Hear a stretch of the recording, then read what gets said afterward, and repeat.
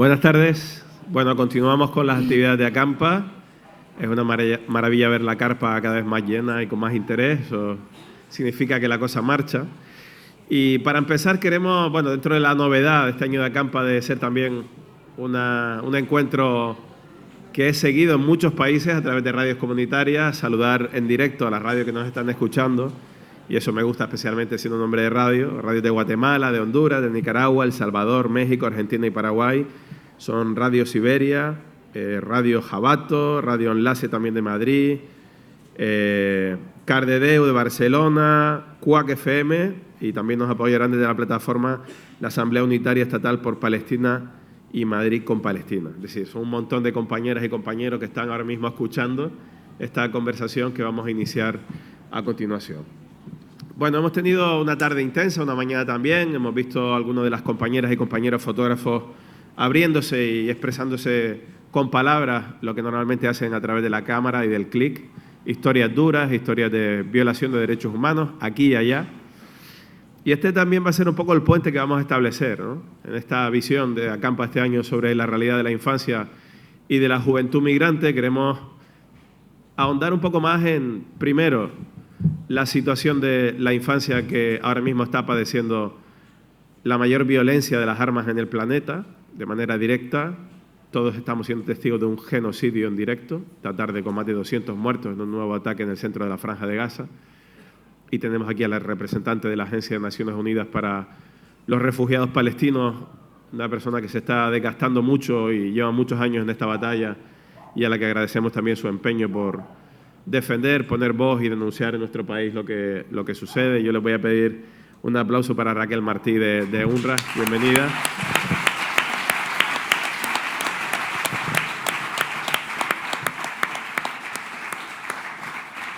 Y también saludar a la ministra que se encarga de defender los derechos de la infancia y de la juventud en nuestro país y que tiene una labor ardua, complicada, porque a pesar de estar gobernando uno de los gobiernos más prósperos ahora mismo, incluso con datos económicos brutales, positivos en la Unión Europea, también está haciendo frente a una bolsa de población empobrecida por la desigualdad y por políticas económicas ultraliberales en los últimos años que están agigantando la distancia y están padeciendo mucha gente esa distancia económica y de vulneración de derechos. También un aplauso para la ministra Sira Rego. Bienvenida.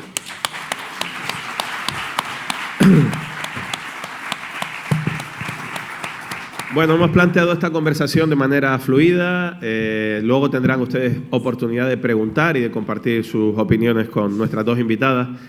Pero evidentemente, como periodistas y como testigos y como interesadas que estamos todas aquí por lo que está pasando en Palestina, me gustaría, Raquel, empezar contigo para saber, bueno, qué última información tienes de la situación en la Franja, qué ha pasado hoy con ese ataque para intentar liberar a 4 rehenes con más de 200 muertos, según las autoridades sanitarias dentro de la Franja. ¿Y qué más se puede decir de lo que está pasando, de lo que estamos viendo, para intentar parar esto? Bueno, a mí me gustaría empezar agradeciendo a Acampa esta labor tan importante que están realizando de concienciación y de difusión de muchas realidades que hay en el mundo, y agradecer que me hayan invitado a esta mesa.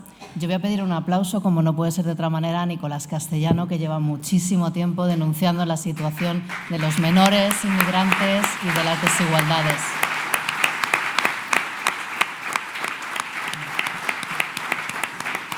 Y es un placer estar aquí, además, con todos ustedes. Les agradezco que hayan venido, y con Sira Rego, que ya, por desgracia, digo, porque coincidimos últimamente mucho para hablar del mismo tema. Pues, como decías, Nico, hoy se han liberado a 4 rehenes y parece ser que para llevar a cabo esta liberación, lo que dicen las fuentes locales ahora mismo es que se ha utilizado el muelle que construyó Estados Unidos para entrar ayuda humanitaria, para introducirse con un camión de ayuda humanitaria hasta el campo de Nuseirat, donde estaban los rehenes, y para liberarlos han llevado a cabo una matanza en la que han asesinado a 210 personas, mayoritariamente mujeres y niños, y más de 400 heridos. La verdad es que, lamentablemente, la situación en Gaza es atroz y las matanzas se suceden una a otra, pero además cada vez son peores. Ayer lamentábamos el ataque en el campo de refugiados de Al-Shati, en una escuela de UNRWA, que también asesinaron a unas 5 personas. Pero es que antes de ayer, otra escuela de UNRWA que fue bombardeada en medio de la noche con 6.000 refugiados dentro de la escuela de UNRWA también fue atacada y mataron aproximadamente a unas 40 personas. Y sabemos que hace unas semanas en Rafah, en las tiendas de campaña de la población desplazada, Israel atacó, las bombardeó y también murieron más de 45 personas. Y así se suceden las masacres una tras otra bajo un silencio atronador de la comunidad internacional y bajo una impunidad absoluta por parte de Israel. Además, Israel está utilizando el hambre como arma de guerra, está impidiendo la entrada de la ayuda humanitaria dentro de la Franja de Gaza. Para que se hagan una idea, nosotros necesitaríamos una media mínima de 600 camiones diarios para intentar paliar un poco la situación catastrófica que hay ahora mismo dentro de la Franja de Gaza, y desde el 6 de mayo, que es cuando entran las tropas terrestres a Rafah, han entrado unos 280 camiones de ayuda humanitaria. Y esto lo que está produciendo es que cada día aumenten el número de personas con desnutrición, sobre todo los niños. 9 de cada 10 niños en Gaza ahora mismo están con desnutrición aguda. Esto está haciendo evidentemente que muchos de ellos comiencen a morir. La mayor parte de la población está pasando hambre en Gaza y están a un paso ya de declarar la hambruna. Naciones Unidas dice que como la situación siga así, para julio se esperan que al menos puedan morir 1.000 personas de inanición. Además, Israel ha atacado las plantas de desalinización y de potabilización de agua. En Gaza no hay agua potable, el acuífero está contaminado desde hace décadas y el agua tiene que o bien potabilizarse o bien traerla de fuera. Israel, por ejemplo, no permite entrar cloro para poder clorar el agua y ahora mismo no hay ya agua dentro de la Franja de Gaza. La población está teniendo que beber agua no apta para el consumo humano, incluido agua salada del mar, para poder cocinar, para poder lavar, pero también para poder beber. Y se están propagando las enfermedades infecciosas, porque ahora mismo hay miles de personas hacinadas, hay 1.700.000 personas hacinadas en 60 kilómetros cuadrados, que es lo que comprende la gobernación de Han Yunis y de El Balaj. Y esta situación sanitaria que tienen, que es una catástrofe, está haciendo que se contagien rápidamente las enfermedades, pero con el agravante de que los hospitales están destruidos. Israel ha ido bombardeando sistemáticamente los hospitales, asediándolos, deteniendo al personal sanitario, asesinándolo, y además también no permite la entrada de medicamentos y de suministros médicos, con lo cual los hospitales que siguen funcionando lo hacen a duras penas, con muchas de las áreas destruidas. Hoy, por ejemplo, el hospital de Al-Aqsa, que es el que está recibiendo cientos de heridos, ya no tiene oxígeno, no tiene electricidad, el área de operaciones tienen que operar bajo la luz de los móviles, no hay anestesias, no hay todo tipo de medicamentos esenciales, con lo cual ahora mismo en Gaza no se muere solamente por las bombas o el fuego de artillería israelí, sino que se está muriendo de hambre, de sed y por falta de atención médica. Ministra, usted forma parte de un gobierno que ha tomado la decisión de reconocer por fin el Estado palestino. Durante mucho tiempo, partidos de toda condición lo pronunciaban, no lo hacían. Pero usted tiene un factor personal, tiene aparte de su familia y su vinculación de origen en Palestina. ¿Cómo está viviendo usted desde el 7 de octubre lo que está pasando y encima estando dentro, en lo personal y en lo institucional? O sea, ha formado parte de un gabinete que intenta pelearse contra la maquinaria israelí de la propaganda y de que hablar de la población civil palestina es hablar de terroristas, según ellos. Bueno, en primer lugar quiero agradecer muchísimo a los compañeros, compañeras, a las organizaciones que forman parte de ACAMPA por el trabajo que hacen. Como ha dicho Raquel, muy agradecida porque me hayan invitado y poder estar este ratito con vosotros y con vosotras. Es un orgullo estar en esta mesa con Raquel. Mi enorme reconocimiento al trabajo que hace, la dignidad el arrojo y lo necesario que están haciendo. Yo creo que es una maravilla y nos hace sentir mucho orgullo a mucha gente. Y Nicolás, que es un referente en cuestión migratoria y bueno, pues que le admiramos muchas personas que llevamos tiempo en estos asuntos también.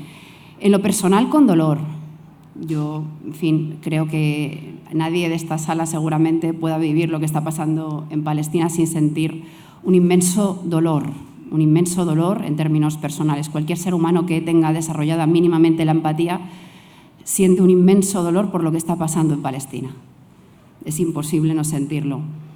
En lo político, bueno, pues lógicamente genera un cierto orgullo ver que desde nuestro país, a nivel popular, hay una movilización social incontestable defendiendo la causa palestina.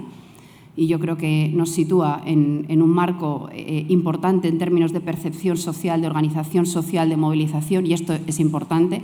Esto también es un motor que presiona de alguna manera al Gobierno. Yo creo que esto es importante también reconocerlo. Somos un país en el que históricamente ha habido un enorme movimiento de solidaridad y de vinculación con la causa palestina. Y tiene un reflejo, lógicamente, en la posición del Gobierno. Un Gobierno de coalición conformado por dos organizaciones políticas diferentes, una de ellas más exigente con respecto a lo que tiene que ser la posición en cuestiones vinculadas al pueblo palestino, pero que está teniendo una posición, en términos generales, pues más digna que la que están teniendo otros países, por ejemplo, en la Unión Europea. Yo, mi trayectoria anterior, justo unos meses antes de comenzar en el Gobierno, precisamente yo era eurodiputada en el Parlamento Europeo y, bueno, pues es singularmente, evidentemente la posición ha sido singularmente diferente a la que han tenido la mayoría de los países europeos en relación al genocidio en Gaza. Una posición más que cuestionable a mi juicio, en la que, bueno, pues está siendo muy complicado arrancar esa petición de alto el fuego, por ejemplo, que es una cuestión casi de derecho internacional básico y que, sin embargo, bueno, pues desde España se ha defendido desde el primer momento. Y, bueno, personalmente, vuelvo, si me lo permitís, que acabe con lo personal de nuevo, pues el día que se reconoció en el Consejo de Ministros y de Ministras al Estado de Palestina, pues un inmenso orgullo estar sentada en esa mesa en la que pues estábamos haciendo un reconocimiento que tiene un valor simbólico importante, que permite ensanchar también el sentido común en el marco de la comunidad internacional en torno a países que sí se están posicionando, reconociendo a Palestina, exigiendo el cumplimiento de los derechos humanos, exigiendo la aplicación del derecho internacional y poniendo el acento en algo que debería ser de sentido común. Y si me lo permitís, una pequeña última cosa, una pequeña consideración, porque estamos en jornada de reflexión. Mañana se vota las elecciones al Parlamento Europeo. Yo creo que hay dos eventos importantísimos que han sucedido a lo largo de los últimos 5 años y que cambian el sentido común del mundo, pero sobre todo en Europa han cambiado el sentido común, que tienen que ver con dos hitos fundamentales, a mi juicio, que descomponen el sistema de derechos humanos que se forja tras la Segunda Guerra Mundial, y a mi juicio porque ha cambiado mucho la narrativa en el Parlamento Europeo, y yo creo que es importante que sepamos que en el Parlamento Europeo lo más importante que sucede, o de las cosas más importantes que suceden, es que es un lugar en el que se fraguan grandes consensos y se modifican también el sentido común de los pueblos que vivimos en Europa. Es decir, ese es el lugar donde se habla mucho de política, aunque no se tomen tantas decisiones como parecen, y se cambia el sentido común. Y dos de los eventos más importantes que a mi juicio han ocurrido y cambian la percepción y hablan también de cómo han avanzado las narrativas de la extrema derecha tienen que ver precisamente con cómo se ha posicionado Europa con respecto a lo que está sucediendo en Gaza. Esto es uno de los puntos, a mi juicio, más importantes en términos de cambios de paradigma, en términos políticos. Y el segundo hito, para mí, importantísimo, es la aprobación del Pacto de Migración y Asilo. Esto, para mí, cambia el marco de lo que hemos entendido por la política y por la configuración de los derechos humanos hasta la fecha. Bueno, abre usted un par de melones ahí que volveré, pero hay un tema muy interesante con el tema al final del control y de los muros, ¿no? Porque al final hay políticas para los muros y no para las personas. Y en el caso de la situación actual en Gaza, se trata de una guerra, de un genocidio indirecto donde la gente no puede huir.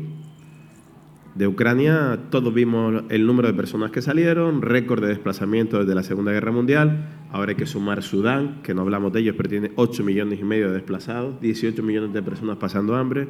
O podemos hablar de Siria, República Democrática del Congo, Colombia, etcétera, etcétera. Pero de Gaza no se puede salir.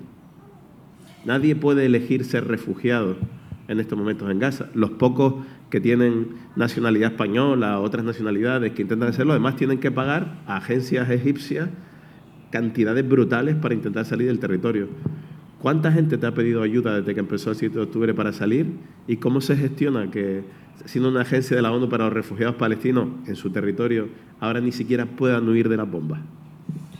Bueno, esto no es nuevo, lleva siendo así desde hace décadas en Gaza, porque no es la primera ofensiva israelí sobre la Franja de Gaza. Gaza es conocida como la cárcel a cielo abierto más grande del mundo. Yo diría que es mucho peor que una cárcel, porque al menos en las cárceles hay derechos, hay electricidad, hay agua, hay alimentación e incluso hay educación. Y en Gaza falta todo esto y además están sometidos constantemente a la violencia. Pero además lo que dices, desde el año 2007 Israel cierra todos los cruces fronterizos y también el cruce de Rafah, el cruce egipcio, en función del gobierno egipcio que ha habido en ese momento, los ha cerrado, los ha abierto. Pero en definitiva es el único lugar del mundo en el que se bombardea de forma masiva a la población y esta población no tiene a dónde ir. Lo único que hace es, como estamos viendo en los medios de comunicación, es moverse de un lado al otro de la Franja de Gaza en función de los bombardeos israelíes. Y es importante señalar que oímos mucho la palabra evacuación, pero es una palabra que no existe, no aplica en Gaza. Evacuación para mí significa poner a una persona a salvo en un lugar y atenderla y cubrirle sus necesidades. En Gaza lo que se está haciendo es un desplazamiento forzoso de la población y esto contraviene el derecho internacional humanitario. Luego se habla también de corredores humanitarios o zonas humanitarias seguras. No hay ni ha habido a lo largo de estos 8 meses ningún lugar seguro en la Franja de Gaza. Todo ha sido bombardeado, incluso aquellas zonas que Israel hablaba de que eran zonas seguras. No tenemos nada más que ver el ejemplo de Al-Mawasi, en el que se desplazó la población del este de Rafah cuando entraron las tropas al oeste de Rafah y al cabo de una semana fueron bombardeados y mataron a más de 45 personas. Pero es que Israel ha atacado en más de 300 ocasiones las instalaciones de UNRWA y ha destruido 180 instalaciones de la agencia, mayoritariamente colegios, y en estos colegios se encontraba población refugiada y ha asesinado a 450 personas y herido a más de 1.500.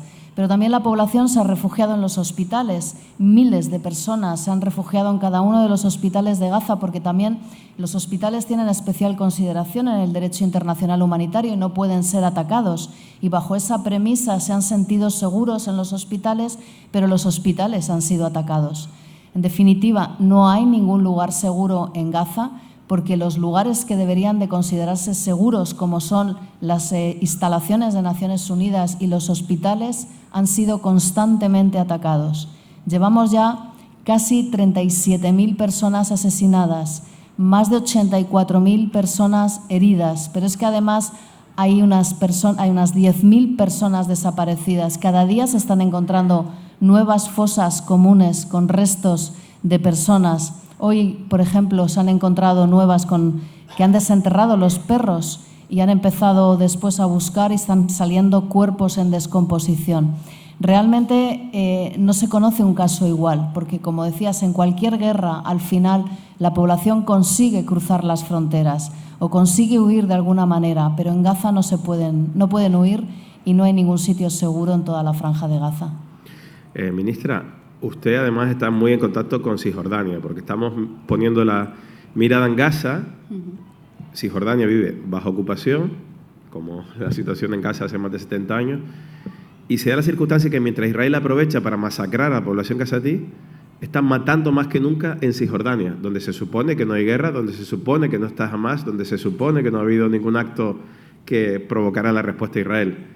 Naciones Unidas, volví a recordarlo esta semana, el número de víctimas mortales, de niños heridos, etcétera, etcétera, en lugares como Jenin, al que llaman la pequeña Gaza, en la propia Ramallah, donde entran las tropas. ¿Usted está en contacto con su familia que vive ahí? De esto también deberíamos estar atentos, ¿no?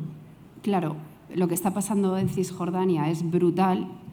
Lo que pasa es que, obviamente, en comparación con Gaza, pues se lleva menos foco, lógicamente, ¿no? Porque lo que está pasando en Gaza, como bien explica Raquel, es, en fin, es inabordable, ¿no? Por la dimensión de catástrofe que tiene y el genocidio. Pero lo que está ocurriendo en Cisjordania también es una brutalidad. Es un proyecto colonial de más de 76 años. Hay que entender el conflicto de lo que sucede en Palestina desde ese lugar, de una acumulación histórica.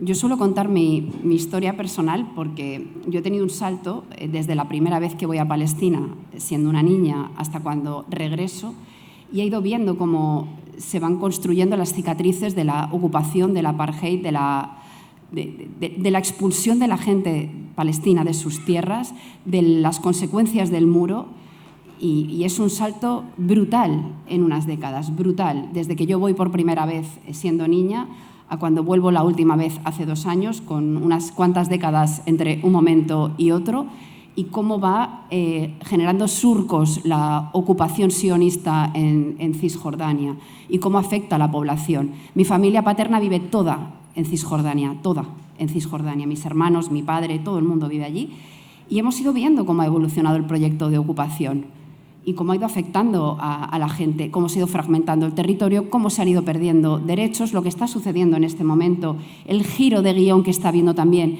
en Cisjordania, lo complejo que es moverse. No se puede salir a partir de determinada hora. Esta noticia que se decía de los servicios del consulado, pues evidentemente ya no hay servicios. Ya mis hermanos, yo hablé con mi hermano antes de ayer, ya no pueden ir al consulado a que les presten servicios porque no les dejan ir, no pueden moverse de una ciudad a otra, se necesitan permisos especiales, hay incautación de tierras constantemente, hay demolición de viviendas constantemente, hay asesinatos de personas constantemente. Esta es la cotidianidad de la gente en Cisjordania. Este es el día a día de la gente en Cisjordania. ¿Te juegas la vida? Y yo lo digo habitualmente, mi familia se juega la vida porque cada vez que mis hermanos tienen que ir de una población a otra y tienen que atravesar carreteras llenas de puntos de control, francotiradores y demás, pues se juegan la vida. Gente normal, gente sencilla. Es una historia más, ¿eh? Es una historia más de las millones de historias que hay en Cisjordania. No es especial. Y también lo digo siempre, mi familia es una familia común. Gente trabajadora, normal y corriente, que vive allí y que tiene que enfrentarse todos los días a la ocupación y que plantean la vida cotidiana como un ejercicio de resistencia también. Levantarse todos los días, ir todos los días al puesto de trabajo, ir todos los días a llevar a los chiquillos, a las chiquillas al cole, a tener una vida más o menos normalizada en un contexto de ocupación que se extiende durante décadas. Esto es el día a día allí. Un gobierno, el de Israel, que tiene a niños muy pequeños encarcelados, como se demostró en el canje de prisioneros por rehenes, que veíamos cuando estábamos en la cárcel de Betunia, cuando salían los niños liberados, eran niños de 12, 14 años que habían estado en la cárcel 1 año, 2 años, que denunciaban torturas, que denunciaban violaciones de derechos humanos, ¿no? Digo porque hasta ahora Israel siempre ha tenido como mucho crédito internacional en todo lo que denunciaba, pero no sé si les parece a las dos que con todo lo que están haciendo, si ya han perdido la batalla de la credibilidad. Sí, yo creo que seguramente en España esto es evidente porque es la tradición de vinculación con el pueblo palestino, pero después de lo que está haciendo Israel o el gobierno de Israel o el gobierno ultra nazi de Israel, sería muy difícil creerle sobre cualquier violación de derechos humanos que ellos puedan denunciar, ¿no? Bueno, yo creo que en términos generales sí que están perdiendo el relato a nivel general, pero yo reconozco que en esto muy objetiva no soy. Y yo creo que aquí es difícil que en general en España seamos objetivos, objetivas, porque sí que hay un estado de ánimo a nivel general de mucha solidaridad con el pueblo palestino. Por tanto, yo creo que la sensación que tenemos en términos generales es que están perdiendo al menos la batalla del relato, de la narrativa, de la construcción de una historia basada en no sé qué preceptos de derecho internacional que no existen en ningún caso, porque un genocidio es un genocidio y lo que estamos viendo es de una brutalidad absolutamente atroz. Y yo volveré a insistir en esta idea, es que se están demoliendo los grandes consensos que surgieron después de la Segunda Guerra Mundial, en los que se articulaban las sociedades sobre el pilar y sobre la base de los derechos humanos.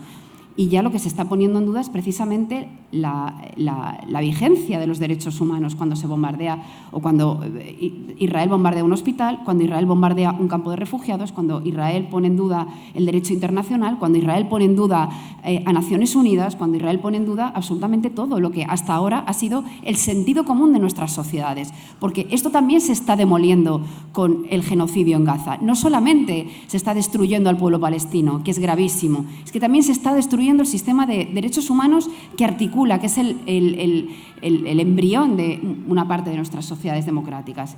Entonces yo sí que creo que están perdiendo el relato, por lo menos esto sí. Raquel, tú tienes muchos años de experiencia defendiendo a la población palestina. Esto del 7 de octubre ha reubicado, desgraciadamente por la brutalidad, en todas las sociedades más o menos interesadas por la actualidad, la situación del pueblo palestino. ¿Tú crees que lo que está pasando con este gobierno ultra y con esta barbaridad que está sucediendo le está haciendo mella a la credibilidad de Israel o cómo lo analizas? Yo creo que sí, que sin duda está perdiendo el relato Israel.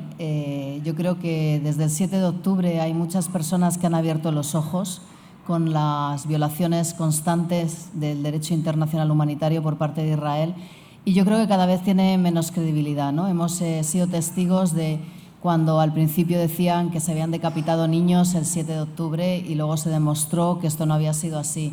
Hemos sido testigos de cómo han estado anunciando que se han violado a mujeres israelíes en el 7 de octubre y Naciones Unidas ha estado investigando y no ha podido constatar ni una sola violación. Hemos visto cómo se acusaba a 12 trabajadores de UNRWA de ser miembros de Hamás y de haber participado en los ataques del 7 de octubre y a fecha de hoy no han sido capaces de presentar ninguna evidencia que lo confirme.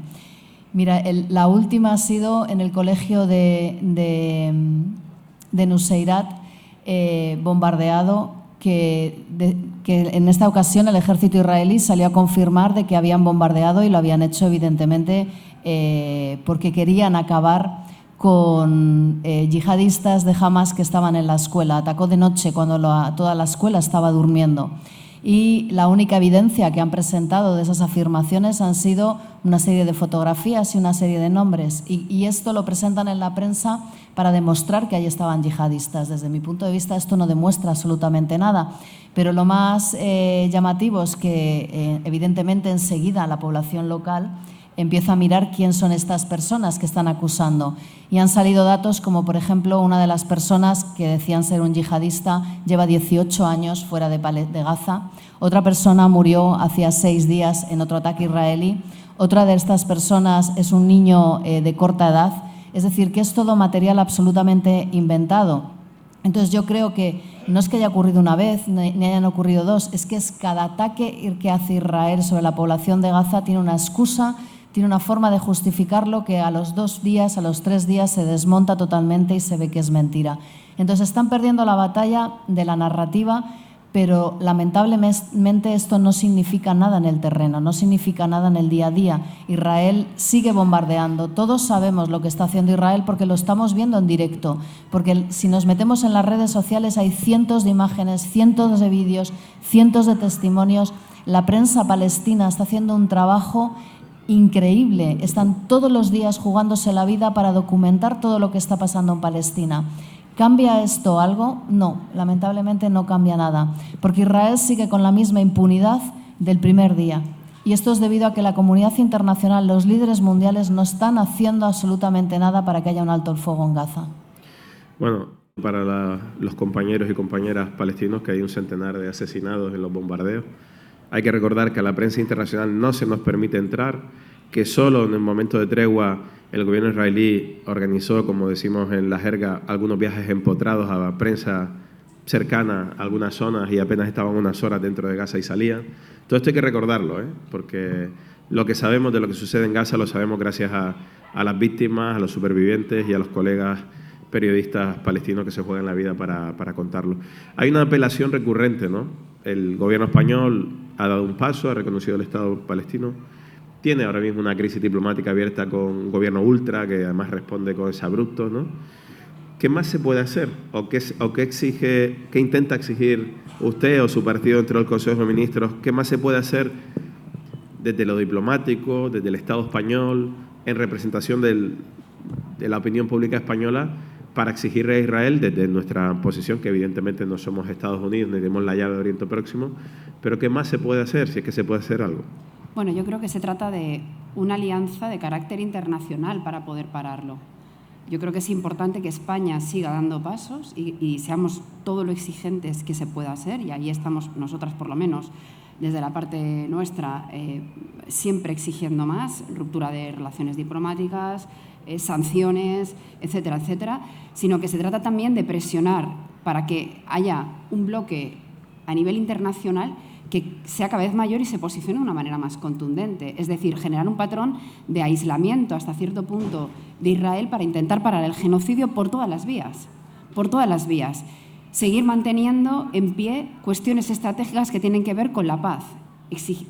Es una exigencia y es casi una cuestión de construcción de sentido común en un mundo en el que cada vez hay más escaladas belicistas, y yo creo que esto también nos tiene que llevar a una reflexión de fondo. Pero, desde luego, seguir presionando con todas las medidas que se puedan poner en marcha, sabiendo también el alcance que tienen. Desgraciadamente, que un país lidere determinada posición, desgraciadamente, no es suficiente.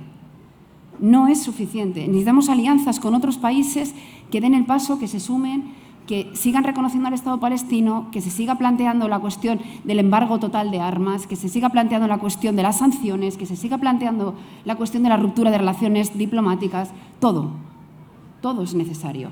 Pero, claro, tiene que ser a nivel de comunidad internacional, porque esto también conlleva una limitación objetiva y real, y tiene mucho que ver con posiciones en términos globales de cómo está la comunidad internacional, y sobre todo de países que, lógicamente, tienen un peso específico mayor y que no toman esa decisión.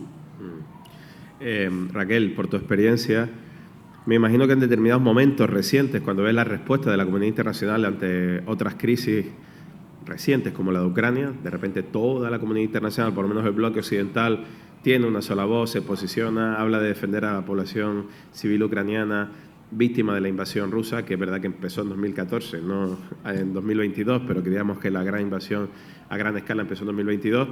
Cuando tú vas viendo que todo esto va pasando y pasa de nuevo, porque lo de Gaza es recurrente, no es ni el primero ni el último ataque, desgraciadamente, ¿cómo analizas? ¿Qué notas das tú ahora mismo a la respuesta de la comunidad internacional con lo que está describiendo también la ministra? Es decir, hay casos como España, Irlanda, algunos países que están... Sudáfrica está jugando un papel de dignidad y de memoria, ¿no?, en su demanda en la Corte Internacional de Justicia de Naciones Unidas. Pero tú, con tu experiencia y visto lo que hemos hecho la comunidad internacional en los últimos años y lo que estamos haciendo ahora, ¿qué es lo que te está gustando más y lo que más te está decepcionando? Si quieres decir países o presidente, eres libre de hacerlo. Bueno, evidentemente lo que hay siempre es una doble vara de medir.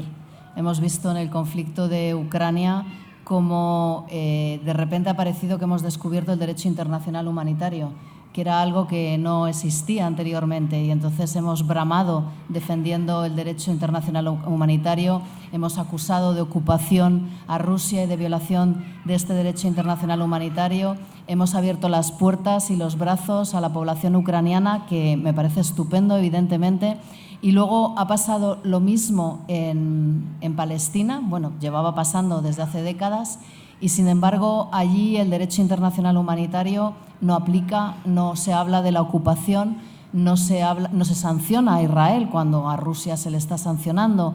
Es una hipocresía muy lamentable, porque Ucrania, que es un país europeo, tiene todo el derecho del mundo a defenderse, todo el derecho del mundo a que sus personas refugiadas sean acogidas, a que se les facilite absolutamente todo, pero sin embargo tenemos a cientos de palestinos ahora mismo varados en Egipto que no pueden salir y que los países no están haciendo nada para acogerles, y tenemos escasas críticas a lo que está ocurriendo en Palestina. Esto es evidente que no es así para todos los países, y que me siento afortunada de que mi país haya hecho el reconocimiento del Estado palestino y también el que quiera colaborar con la Corte Internacional de Justicia para determinar si las investigaciones finalmente se acaban acusando a Israel de genocida. También hay otros países que están en esta misma línea, pero evidentemente, como decía la ministra, hace falta mucho más apoyo de otros países, hace falta que se utilicen todas las herramientas diplomáticas que tienen los líderes internacionales para poner fin de una vez por todas a las matanzas y a la situación atroz que hay ahora mismo en Gaza. Ministra, le voy a empezar a poner las cosas difíciles.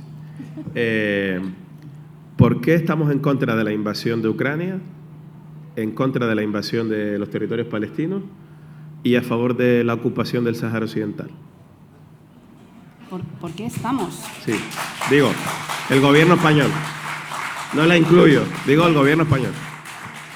Bueno, yo creo que en el gobierno... La ministra no estaba cuando Pedro Sánchez publicó aquella carta al rey de Marruecos en plena ofensiva de Putin sobre Ucrania. Es cierto que usted no forma parte del gabinete, pero forma parte de un gabinete que sigue justificando esa ocupación cuando España es potencia administradora del Sáhara Occidental y tiene una responsabilidad jurídica sobre ese territorio. Digo, me imagino que como mínimo cómodo nos resulta cuando eso surge, si es que surge en los debates. No es cómodo, pero tampoco tengo yo las competencias en política exterior. Claro. He de decir, y dicho esto, también he de decir que somos un gobierno de coalición en el que una de las fuerzas del gobierno es nítida en su apoyo a la causa del pueblo saharaui, siempre. Siempre. Bueno, era una pregunta que sabía que podía salir en el debate. Y no se ha querido mojar mucho, no es la ministra de Exteriores, eso es verdad. Igual, si usted tuviera la competencia de Exteriores, igual haríamos otras cosas. Pero más preguntas en este sentido. ¿Está orgullosa de cómo España acoge a los refugiados? De cómo, especialmente usted tiene la cartera de la infancia y de la juventud migrante. ¿Cree que España está a la altura en la acogida, en el respeto a la legalidad internacional cuando llegan refugiados, no solo de Palestina, que yo he conocido durante muchos años con muchas dificultades para conseguir el refugio en España, cuando era un caso evidente, de otras guerras que llegan a nuestro país? Estamos a la altura porque el año pasado se batieron récord de peticiones de asilo en España, pero contrariamente a lo que se cree, no son personas que vienen de guerra, vienen de Colombia, de Perú, de Venezuela, que son las tres grandes nacionalidades de peticionarios de asilo en nuestro país. Muy pocos pueden acceder al territorio español para pedir asilo. Las vías de pedir asilo en nuestras embajadas, aunque están recogidas en la legislación, no se ejercitan. ¿Usted cree que estamos a la altura o qué podríamos hacer? Yo, en términos generales, después de pasar 4 años y medio en el Parlamento Europeo dedicando una buena parte de mi tiempo al nuevo Pacto de Migración y Asilo, he sido muy crítica siempre con el Pacto de Migración y Asilo. Después de haber visitado muchos puntos de la frontera exterior de la UE, debo decir que, en términos generales, la política de refugio y asilo de la UE es manifiestamente mejorable, muy mejorable. Y que, de hecho, es una muy mala noticia la aprobación de este Pacto de Migración y Asilo, porque, de facto, y lo hemos dicho durante mucho tiempo en el trabajo que yo he hecho en el Parlamento Europeo con carácter anterior, que es un Pacto de Migración y Asilo que suspende, de facto, el derecho al asilo. Dicho esto, bueno, yo ahora mismo estoy en el Ministerio de Juventud e Infancia y precisamente lo que estamos haciendo es ver de qué manera podemos mejorar las condiciones de la infancia migrante, fundamentalmente la infancia migrante no acompañada, que llega a nuestro país y que tiene que tener en el centro el reconocimiento y la garantía de sus derechos fundamentales, y, por tanto, el acompañamiento de políticas públicas que garanticen esto. Y en esto estamos centradas ahora, en garantizar que lo que depende de nosotras se va a hacer de la mejor manera. Y, bueno, pues estamos haciendo un trabajo que puedo contar ya o... Bueno, puede contar, pero mi reflexión o mi pregunta, si me lo permite, después de más de 35 años recibiendo pateras, por tanto, de más de 35 años, los que llegan niños en distintas situaciones de vulnerabilidad. ¿Cómo es posible que a día de hoy, ya lo sé que usted lleva poco tiempo en el gabinete y que no le vamos a exigir la solución mágica, pero cómo es posible que España no tenga un sistema engrasado de protección del menor? ¿Cómo es posible que el relato tóxico del control de fronteras esté afectando a los niños también? Yo creo que el problema es un problema estructural europeo, porque la política migratoria aunque está construida también de una manera muy global en Europa, desde luego con la colaboración y la participación de los Estados miembros europeos. Es decir, esto no es una cosa que suceda solo en Bruselas por arte de magia, sino que ha habido una construcción a lo largo del tiempo. Creo que la consideración del fenómeno migratorio o de lo que sucede en términos generales con el fenómeno migratorio no ha sido el enfoque, a mi juicio, el adecuado. Por eso también el buscar un enfoque diferente de cómo abordar las políticas migratorias, al menos el tiempo en el que hemos llegado, en el que nosotros estamos al frente del Ministerio de Juventud e Infancia. Y planteamos, por tanto, que el fenómeno migratorio se tiene que considerar como un fenómeno estructural y dinámico, es decir, sucede porque la historia de la humanidad es la historia del mestizaje de la gente que se ha ido moviendo a lo largo de la historia. Esto es así, esto no es una cuestión subjetiva mía, es una cuestión objetiva. La humanidad se ha movido históricamente. Los procesos migratorios suceden, desgraciadamente, a la frontera sur, que es la que, de alguna manera, se gestiona desde España de una manera especialmente intensa, más allá de las personas que llegan en vuelos, pero la frontera sur. Muchas de las personas que llegan son personas que vienen desplazadas por conflictos bélicos, por personas perseguidas, personas afectadas también por la crisis climática, por conflictos políticos de países de origen en los que muchas veces hay países europeos que han estado históricamente implicados. Es decir, hay que tener una visión, yo creo que histórica también y estructural del fenómeno migratorio. Y hay que ver cómo nos estructuramos y planteamos unas políticas públicas que atiendan al fenómeno migratorio en términos estructurales y dinámicos para poder dar respuesta a lo que viene. Y yo creo que no se ha hecho así. Yo creo que se ha ido afrontando la cuestión migratoria más como una cuestión de crisis, yo no la comparto, que como una cuestión estructural y dinámica. Y esto es un poco el cambio, el giro que estamos planteando, al menos desde el Ministerio de Juventud y Infancia. Y parece una cuestión retórica, pero no lo es, o simbólica, pero no lo es, porque es el punto de partida para empezar a pensar en las políticas públicas de otra manera, de una manera más estructural y dinámica. ¿Se ha encontrado usted racismo institucional a la hora de intentar hacer política para defender la infancia migrante? Se lo pregunto porque de Ucrania llegaron casi 200.000 personas en 4 meses a España. Nadie habló de llegada masiva, de avalancha, de que nos quitan el lugar en el centro de salud, en el colegio.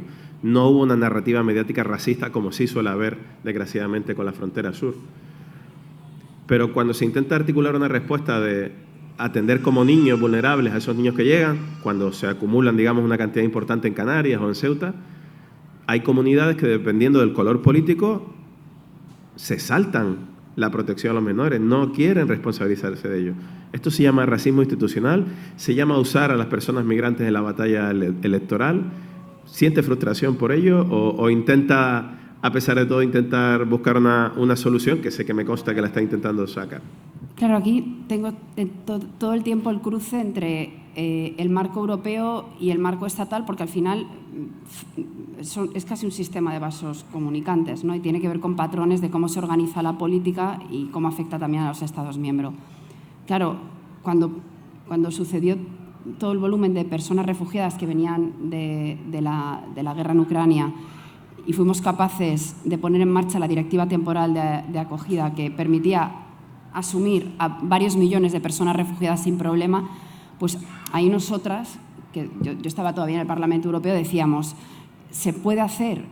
Hay otra manera de gestionar la política migratoria en Europa. Cuando se quiere, se puede. Cuando se quiere, se puede. Al final es muy sencilla, que es lo que venimos pidiendo, al menos desde el grupo de la izquierda, históricamente, vías legales y seguras, reparto o acogida vinculante y solidaria, y recursos, todos los recursos que se ponen para militarizar y externalizar fronteras, que se pongan para políticas de acogida digna, que no generen tensión en los lugares de entrada, en los territorios de llegada.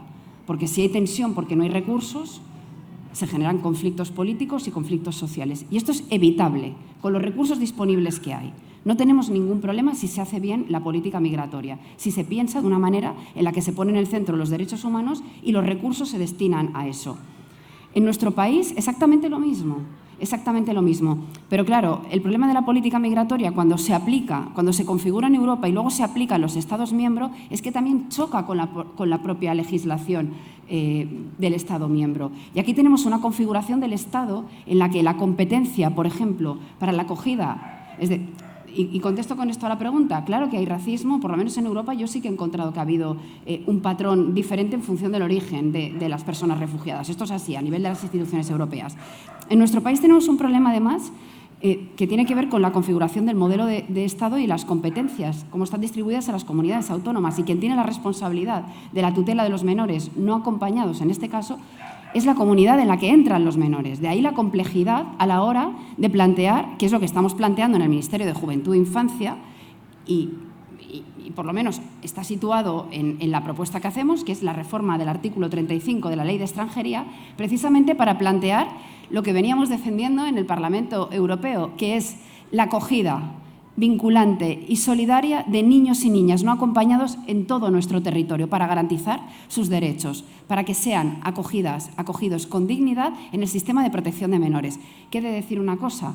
A diferencia del sistema de protección de menores de otros países europeos, aquí en España no se diferencia entre niños y niñas en función del lugar de nacimiento, del lugar de origen. Una vez entran en el sistema de protección de menores, las condiciones son exactamente las mismas, al menos en teoría, y estamos trabajando para que sean iguales para todos. Porque sabemos que hay comunidades autónomas que desgraciadamente están haciendo centros aparte para menores extranjeros no acompañados, en lugar de tener atención psicosocial, educativa para niños en situación vulnerable, como siempre había, fueran de donde fueran.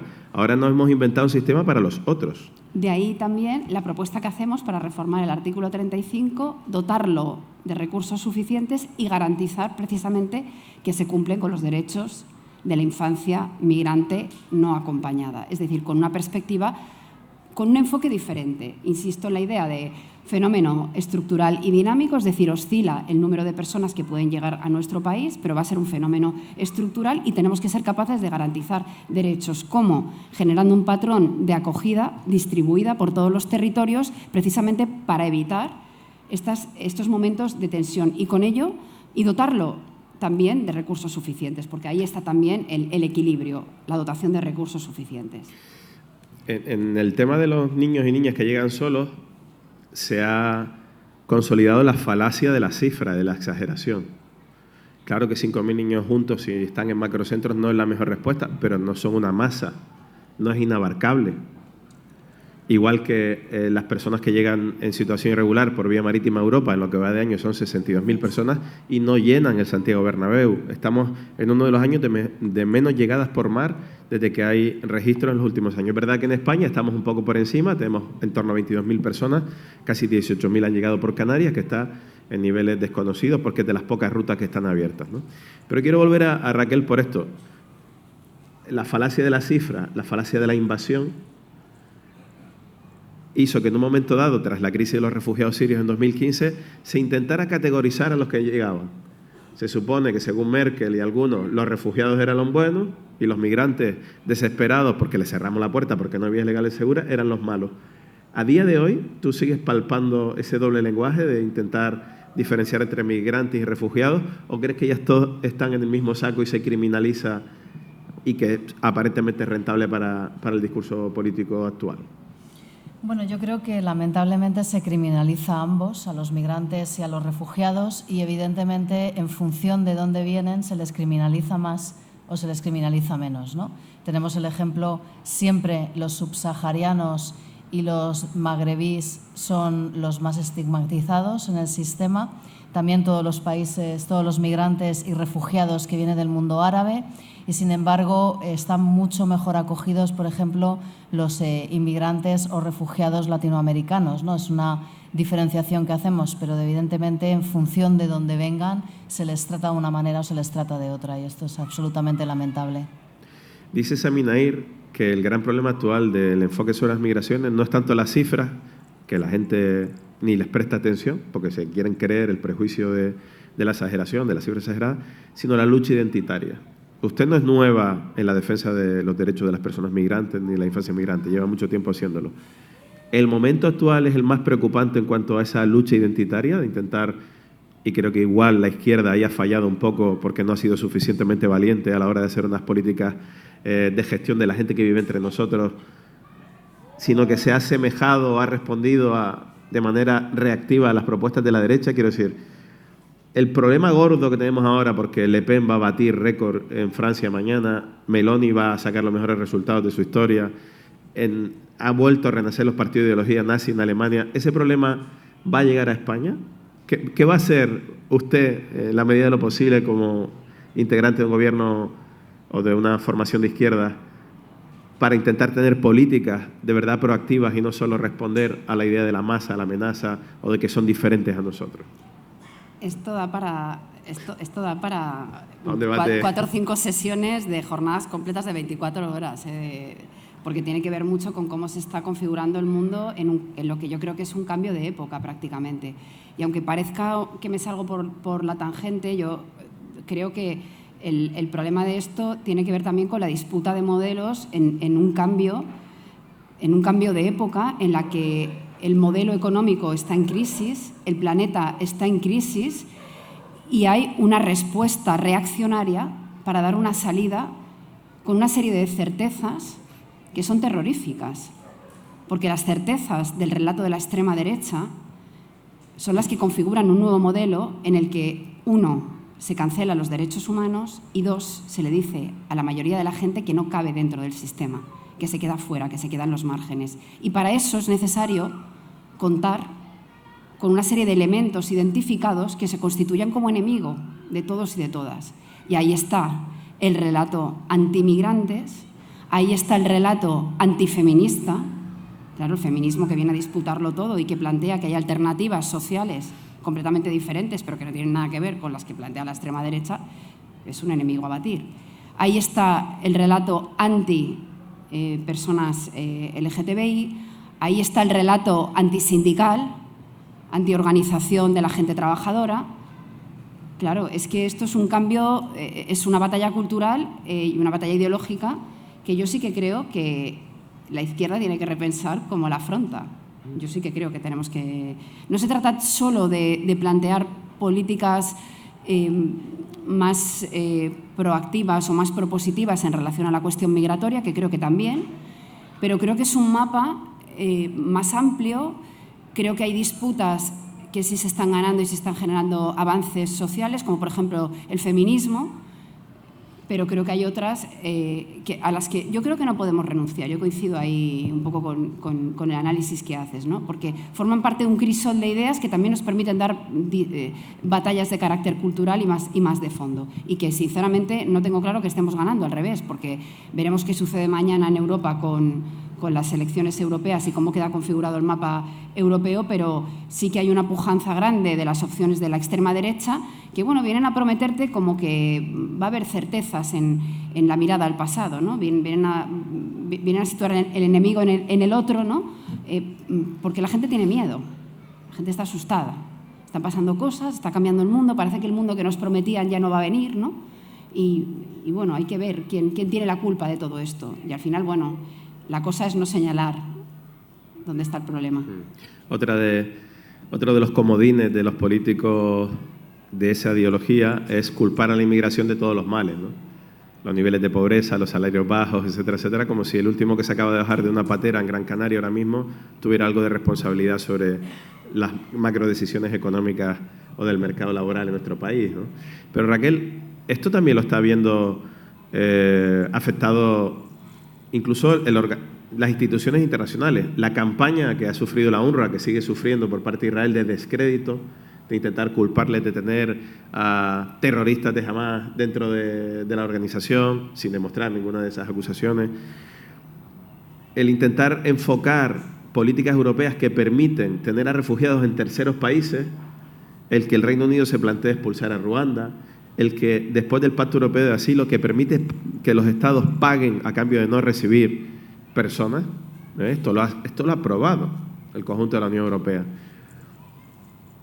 ¿Te preocupa que en esa estrategia de descrédito del derecho internacional, el derecho a asilo, el derecho a ser refugiado, que nació precisamente en la Convención de Ginebra para proteger a los europeos de la Segunda Guerra Mundial, ¿te preocupa? ¿Lo ves seriamente dañado?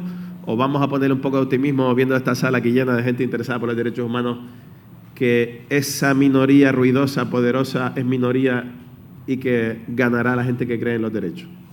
Evidentemente a mí el panorama político que mañana se va a fraguar me preocupa muchísimo, y me preocupa muchísimo porque hemos visto las declaraciones de la extrema derecha en tanto a los refugiados y a los migrantes, y también en mi caso, evidentemente, lo que se está viendo es cómo se están haciendo eco de las acusaciones que vierte Israel contra la agencia, contra UNRWA. Y esto realmente es preocupante porque lo que está pasando ahora mismo en Gaza, por ejemplo, no solamente afecta a Gaza, que evidentemente se lleva la peor parte, es que nos afecta a todos y a todas, porque lo que estamos perdiendo con Gaza son todos los valores en los que hemos sido educados desde la Segunda Guerra Mundial. Es todo lo que hemos construido en torno a la paz, en torno a los derechos humanos, en torno al derecho internacional humanitario, que con lo que está pasando en Gaza está quedándose como papel mojado. Y por otro lado, no es nuevo la criminalización a las organizaciones que se dedican a defender los derechos humanos en cualquier parte del mundo.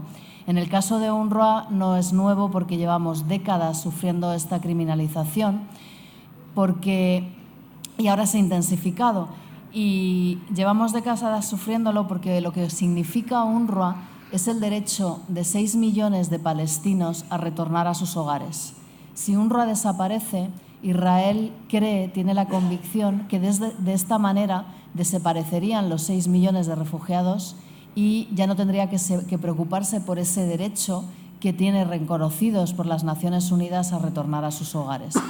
En los últimos meses esta criminalización se ha acrecentado hasta el punto que ahora mismo estamos en una situación crítica porque, por un lado, estas criminalizaciones, estas acusaciones han servido para que a UNRWA le retiraran la financiación más de 16 países, con las acusaciones de que 12 trabajadores de UNRWA habían participado en los ataques del 7 de octubre.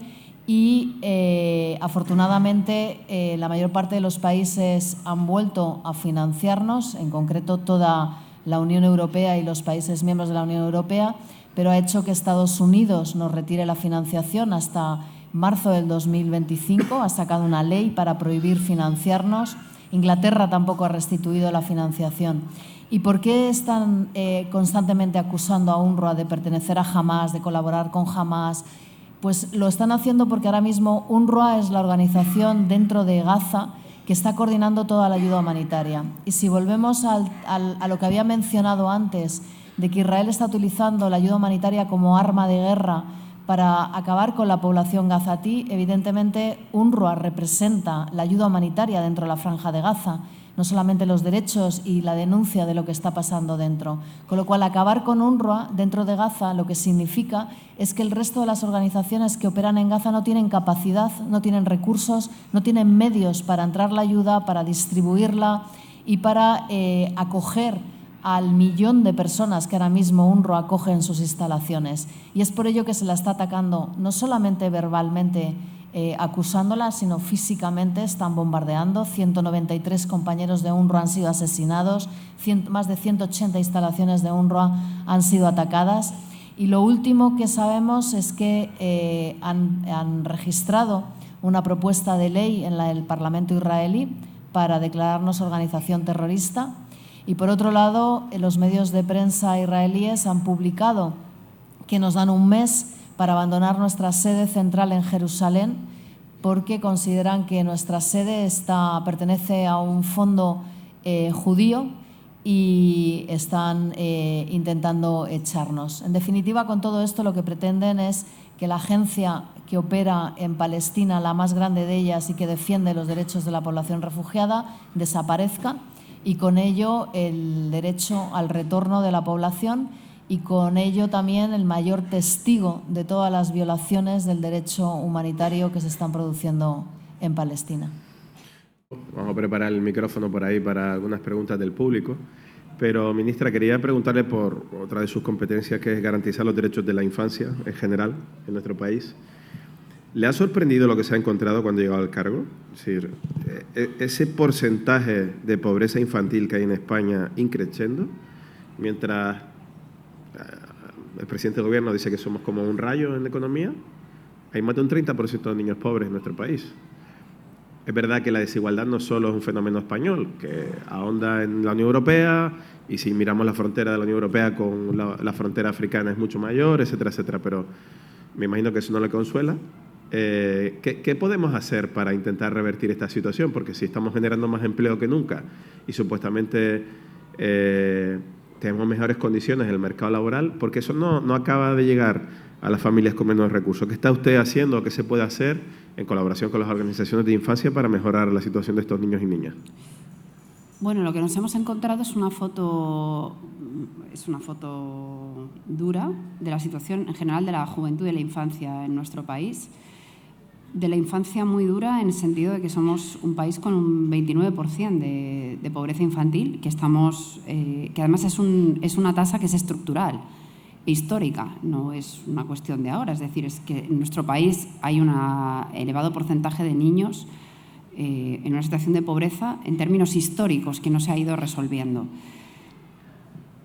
Yo creo que hay muchas cosas, obviamente, que tenemos que hacer como gobierno, como país, y que tenemos que abordar de manera urgente. Y es una de las cuestiones que estamos abordando de manera ya desde el primer momento en el Ministerio de Juventud e Infancia. En este momento estamos trabajando lo que proponemos que sea un pacto de Estado para erradicar la pobreza infantil.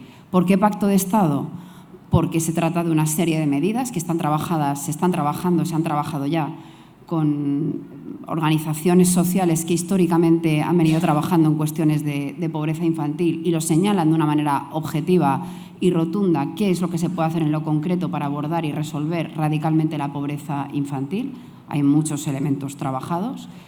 Hablamos de pacto de Estado también porque creemos que hay que implicar a todos los niveles de competencias en nuestro país por cómo está estructurado el Estado. Las comunidades autónomas tienen una serie de competencias, el Gobierno central tiene otra serie de competencias y nos tenemos que poner de acuerdo. Nos tenemos que poner de acuerdo porque si no, no vamos a resolver el problema. Y luego hay cuestiones que son estructurales en nuestro país que están lastrando a las familias trabajadoras en términos generales, porque la pobreza infantil está asociada también a familias vulnerables, a familias con precariedad, no es una cuestión aislada, sino que forman parte de las familias. Y uno de los elementos, uno de los vectores que está arrastrando de una manera más notable a las familias de nuestro país y, por tanto, que está afectando más en esa tasa de pobreza infantil es la cuestión de la vivienda. La cuestión de la vivienda.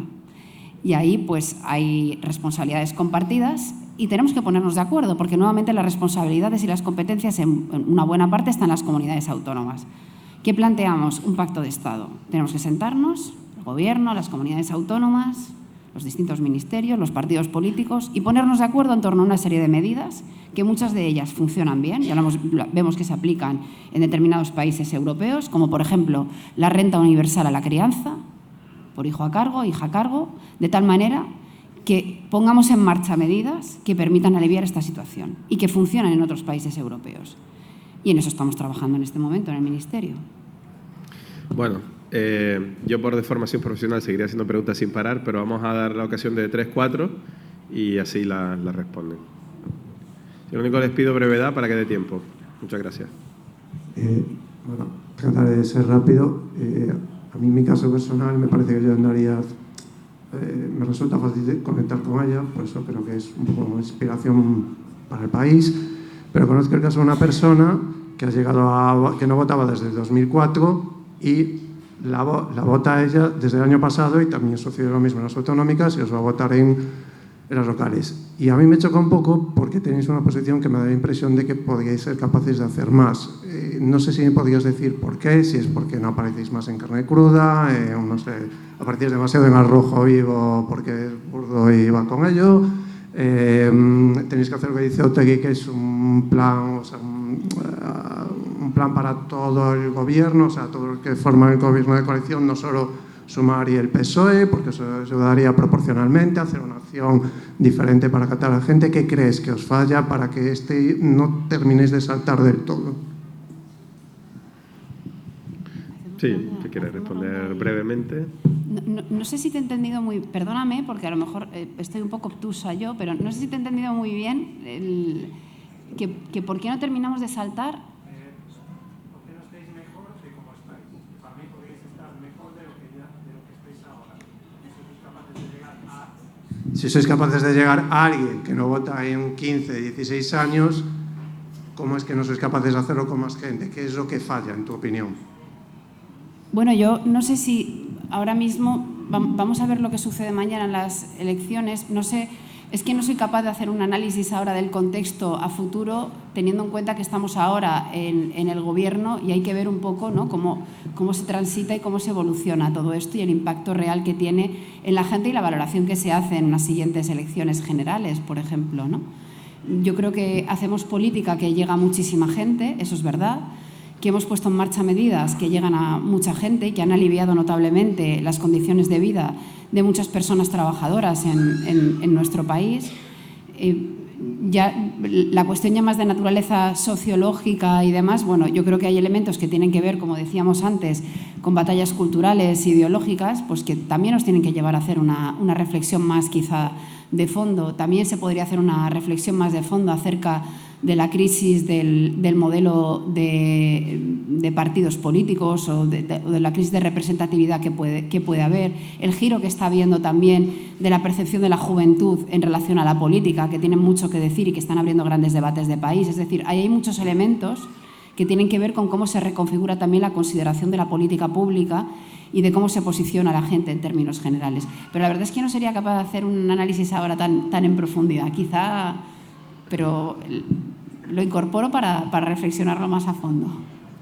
Por ahí detrás hay otra pregunta. ¿Sí? Hola, muchas gracias por venir aquí y contarnos todas estas cosas. Como contestación a esto, yo planteo un par de consideraciones y quizá una pregunta o dos. Creo que hace unos años al pueblo judío se le concedió un territorio porque parece ser que estaban muy maltratados en todos los países donde ellos vivían y necesitaban tener un sitio que fuera su país. Creo que no han hecho buen uso de lo que se les ha dado. Entonces yo pediría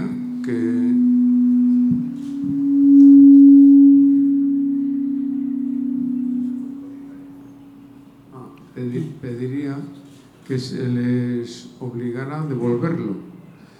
Y además era una manera estupenda de darle a los palestinos una compensación por todo lo que han sufrido. Otra consideración es que normalmente las guerras, los genocidios, no las hace el pueblo. Entonces, adoptar medidas contra Israel solo perjudicaría a los israelitas, pero a los verdaderos culpables de todo esto les iba a dar igual. Y yo creo que con los medios de que disponemos ahora mismo, me parece que se podía ir perfectamente a los culpables, cogerlos, llevarlos ante la Corte del Tribunal Internacional y hacerles pagar por lo que han hecho y evitar más desastres de este tipo. Porque todas estas cosas se hacen porque resulta que quedan impunes. Al final, a ellos, a los que organizan todo esto, nunca les pasa nada. ¿Y la pregunta es? No, la pregunta es que cualquiera de las dos cosas, ¿por qué no se hace? Bueno, porque lamentablemente yo creo que hay intereses económicos y políticos en este conflicto y porque uno de los mayores aliados de Israel, todos sabemos, es Estados Unidos. Estados Unidos forma parte del Consejo de Seguridad de Naciones Unidas, tiene derecho a veto y hemos visto que cada resolución que se ha intentado llevar a cabo desde el Consejo de Seguridad, que es cuyas resoluciones son vinculantes, pues Estados Unidos lo ha vetado. Y esto ha hecho que Israel, desde la creación de su Estado y posteriormente desde la ocupación de Palestina en 1967, haya violado todas las resoluciones de Naciones Unidas, haya violado todas las convenciones y haya violado los derechos humanos y el derecho internacional humanitario con impunidad y sin ninguna consecuencia. En la situación en la que estamos en la actualidad, pues hay una causa abierta en la Corte Internacional de Justicia, en la demanda de Sudáfrica para investigar si Israel está cometiendo genocidio, que lamentablemente tardará años en tener un veredicto.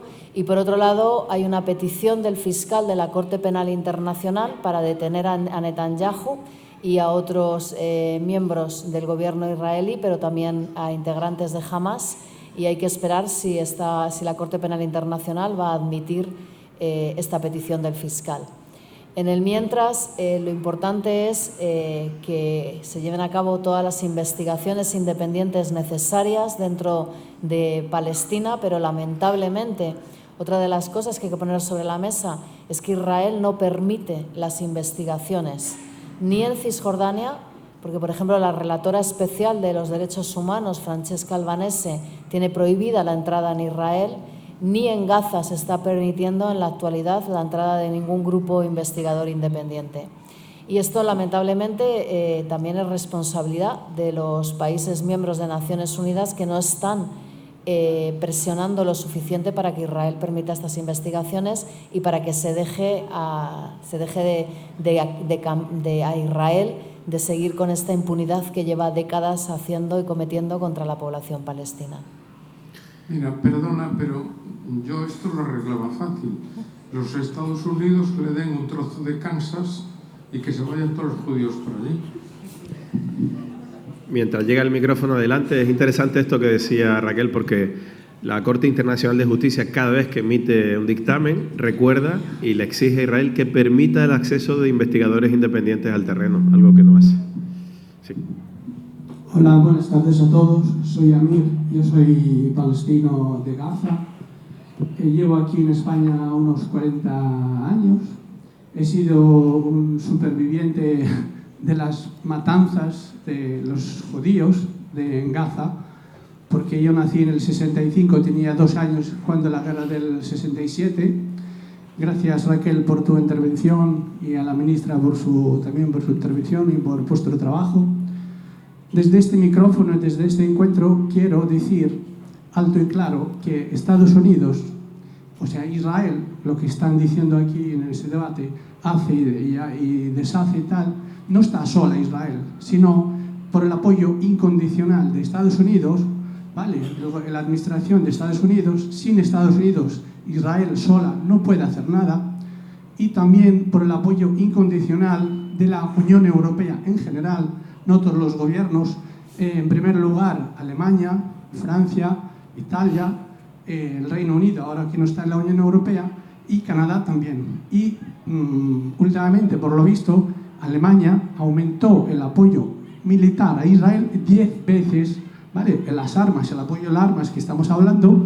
O sea, Israel no es que esté haciendo el genocidio sola al pueblo palestino, sino el que está haciendo el genocidio del pueblo palestino es Estados Unidos, hay que decirlo alto y claro, Biden, Blinken, Trump, todos, o sea, en una palabra, y los gobiernos de la Unión Europea, salvo, en este caso, España, los países que han reconocido el Estado palestino, es un reconocimiento histórico para nosotros, para el pueblo palestino, pero no es suficiente. España, lo digo alto y claro, el gobierno español debe de cortar las relaciones diplomáticas con el gobierno de Israel, como lo ha hecho con Argentina. Lo digo alto y claro, para ser sinceros, porque si no, Israel seguirá matando, masacrando al pueblo palestino día y noche. Ya llevamos, señores, más de 40.000 palestinos muertos, asesinados desde hace 8 meses. De ellos, 18.000 niños, que se dice pronto 18.000 niños. Y lo ha dicho Sira, han destruido todos los hospitales de la Franja de Gaza. Eso es inadmisible. En un mundo en el que estamos viviendo, lo que dijo la ministra, están rompiendo todos los valores humanos que existen, que intentamos vivir en paz, pero los judíos ahora mismo, los que están gobernando Israel, son judíos contra musulmanes. Eso es una guerra de religiones, hay que decirlo alto y claro, porque el gobierno de Israel, el actual, es un gobierno ultraderecha y está usando la religión judía para atacar a los musulmanes. Les da igual niños que adultos, que ancianos, que embarazadas. los niños, lo que dijo Raquel, perdón, el pueblo palestino está muriendo más que por guerras ahora, está muriéndose por hambre.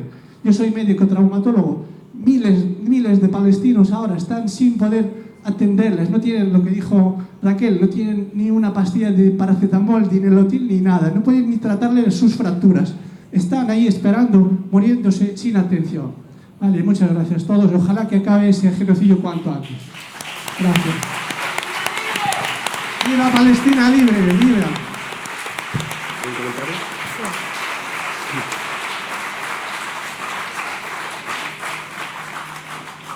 Yo la verdad es que con todos mis respetos discrepo de que sea una guerra de religión, discrepo que sea una guerra entre judíos y musulmanes. Es una ocupación militar y lo que buscan es el anexionarse todo el terreno. Es un conflicto por la tierra y por los recursos. Lo que Israel pretende es quedarse con la mayor parte de la tierra palestina posible y con los recursos palestinos. Venga, un par de preguntas más. Aquí en primera fila hay una. ¿Alguien más? Vamos a sumar las dos últimas y detrás hay otras dos manos. ¿Sí? Hola, buenas las sumamos todas y respondemos. Ha sido un lujo escucharos a los tres, la verdad es que ha sido maravilloso. Porque a mí me gustaría poner algo en la mesa, algo que has comentado, Nicolás, tú, y que yo hace un tiempo escuché a otro periodista hablar y tengo la sensación de que hemos perdido la realidad de la guerra. No vemos la guerra en primera línea. Tenéis que estar aquí para contarnos que hay muertos. Vemos imágenes, bueno, en esas redes internacionales, pero no hay periodistas en primera fila. No hay nadie contando en directo con imágenes, ¿no? En un mundo que lo puede tener todo. Ahora es una guerra de drones y la realidad ha desaparecido, ¿no? Pues te será un poco hacerte la pregunta a ti como periodista. ¿Qué realidad estamos viendo en los telediarios? Bueno, esta me la guardo para después. Vamos, ahí detrás, muchas gracias. Ahí detrás hay otras dos manos, las recogemos las preguntas y respondemos a todos. Están por aquí. Esperamos que podríamos hablar horas de esto.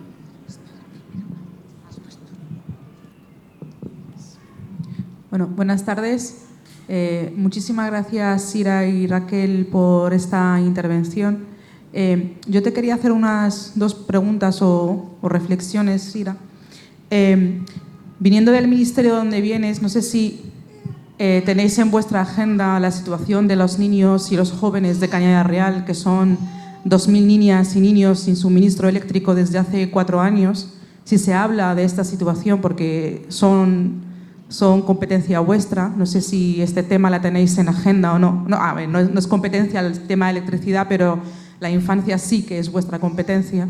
No sé si la tenéis en agenda. Y luego, a nivel gobierno, me gustaría saber si me puedes responder a esta pregunta que siempre me come el coco, que cómo es posible que la Comunidad de Madrid tenga tanta fuerza en comparación con el gobierno central.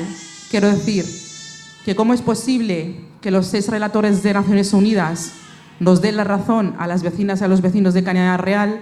¿Cómo es posible que el Defensor del Pueblo, en 4 resoluciones, insta a la Comunidad de Madrid a restablecer el suministro eléctrico de manera inmediata y no hace caso? ¿Y cómo es posible, que es lo más heavy, que el Comité de Derechos Sociales del Consejo de Europa insta al Gobierno español a restablecer el suministro eléctrico de manera inmediata y además acusándole de que está violando la Carta Social Europea, y aún así no se consigue restablecer el suministro eléctrico y no se consigue que la palabra de Ayuso, por una vez, desaparezca o por una vez conseguir que se restablezca ese suministro, ¿no? Me gustaría ver qué opinas sobre esta situación y ver si se puede salir de aquí con algún compromiso de que al menos podamos sentarnos contigo también y ver si se puede trabajar pues, el tema de la infancia de las niñas y los niños de Cañada Real. Gracias. Bueno, creo que está muy directa, así que... Sí, nosotros ya nos hemos sentado desde el Ministerio con los colectivos. Desde luego ha habido contactos ya. ¿Por qué no se puede actuar o por qué no se actúa o cuál es el margen del Ministerio? Porque no tenemos competencias para hacerlo. Esto que explicaba al principio, cuando hablaba de lo que estamos haciendo en materia de migración, que se explica bien por cómo está configurado el Estado. Porque los ministerios, el Gobierno central, tiene una serie de competencias en las que se mueve y debe regular y debe legislar y debe ordenar y debe hacer su tarea. Las comunidades autónomas tienen otra y ese es el límite de cómo se configura el Estado y es donde operamos cada uno de los distintos niveles de gobiernos. Por eso los gobiernos autonómicos tienen una serie de competencias que despliegan en sus territorios y que no tenemos el Gobierno central. Y esto funciona así, es el funcionamiento mismo del Estado y del país. Y esto pasa igual en política migratoria cuando, por ejemplo, hablamos de la tutela de niños y niñas que están en las comunidades autónomas y no la tenemos el Ministerio, aunque podamos ordenar o regular una parte. Yo, de todos modos, en relación a la Cañada, sí que hemos hablado de esto con la Fiscalía General, sí que estamos preocupadas por el tema, hemos hablado ya, insisto, con alguno de los colectivos. Y yo estoy encantada de hablar con todo el mundo y ver el alcance que tiene y las posibilidades, porque creo que es nuestra obligación, aunque no tengamos las competencias. Así que nos vemos pronto en el Ministerio, si queréis, y vemos cómo abordarlo o cómo podemos echar una mano. Siempre las puertas abiertas. A ver, por aquí adelante hay otra... Bueno, ahí está esta señora que está esperando, sí. Adelante. Mi pregunta era para la ministra. Se ha proyectado un documental esta mañana de nombre M. Mi curiosidad es saber si usted lo ha visto y qué pretensión de futuro tiene para estos chicos. Bueno, es el documental sobre la realidad de los menores no acompañados, que está Ismael Magdubi aquí de la Asociación Exmena, que es uno de los protagonistas, y hemos estado hablando esta mañana de esta realidad, que es competencia suya. Nosotros se lo podemos hacer llegar, encantado. Bueno, pues si... Entre otras cosas, ellos reclaman, ¿no?, que no se hagan pruebas de determinación de la edad en general, sin respetar la posesión de su documentación en regla, etcétera, etcétera, que esto lo hemos comentado. Hablan sobre todo de cómo el sistema de acogida o los modelos de acogida deben cambiar y mejorar. Hablan de cumplir los 18 años y que se le dé una patada en el culo. Exacto. Es la expresión literal que utilizan. Eso es lo que preguntaba. Cuando después de estar tutelados con el esfuerzo de las administraciones, de invertir en ellos recursos sociales, profesionales, económicos, se les deje en la calle. Bueno, son una serie de reclamaciones que usted conoce, pero bueno, lo interesante del documental que son ellas y ellos, los protagonistas de esta realidad, los que expresan sus reivindicaciones. No lo he visto y tengo muchas ganas, la verdad, así que lo tengo apuntado porque además Nicolás me ha dicho que me lo haría llegar, así que lo veré. Pero sí que decir que estamos trabajando ya en varias líneas. Es un tema que, bueno, pues que para nosotras es muy importante, muy importante. Cuando decía no podemos ver la migración como un fenómeno en crisis, sino como un fenómeno estructural y un fenómeno dinámico, yo lo aplico fundamentalmente a la protección de los niños y niñas de la infancia y adolescencia migrante, porque es lo que me compete. Y ahí nosotras lo que estamos planteando es, con carácter inmediato, la reforma del artículo 35 de la Ley de Extranjería, que va a permitir que hagamos un proceso y una distribución, una acogida vinculante y solidaria de menores por todo el territorio. Esto ya nos va a permitir descongestionar algunos lugares de llegada y garantizar que hay recursos suficientes en todos los territorios del país para acoger a estos niños y a estas niñas. Paralelamente, estamos elaborando una estrategia de país para abordar la estrategia migratoria para la infancia migrante con derechos, de tal manera que lo que planteamos es un proyecto de acompañamiento a la vida adulta, que es un proyecto de acompañamiento con una mirada integral, que contemple la formación, el futuro, la proyección del futuro de estos chicos y chicas que vienen no acompañadas. Y ahí estamos haciendo un esfuerzo por encontrar los recursos, que es importante a través de los presupuestos generales y de la financiación autonómica, pero también a través de los recursos de los que se dispone en Europa, que hay muchos, que ya hemos estado hablando con las instituciones europeas, precisamente porque lo que queremos es aprovechar los recursos migratorios europeos para hacer otro tipo de políticas, al menos en nuestro país, y garantizar un acompañamiento a la vida adulta de estos niños, niñas y adolescentes. Por aquí adelante había otra mano levantada. Bueno, primero ahí atrás y luego volvemos, sí. Hola, buenas tardes. Vamos a ver, yo tengo para la señora Rego, para la señora ministra, más que una pregunta, un ruego pienso que en nombre de toda la ciudadanía. Primero, por favor, rompan relaciones de todo tipo con Israel. Y segundo,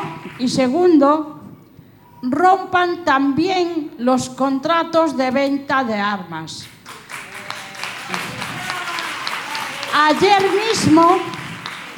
Ayer mismo he escuchado en la radio una entrevista al ministro de Asuntos Exteriores. En ella dijo que la venta de armas que se está haciendo se corresponde con contratos anteriores al 7 de octubre. Rompan también esos contratos, por favor.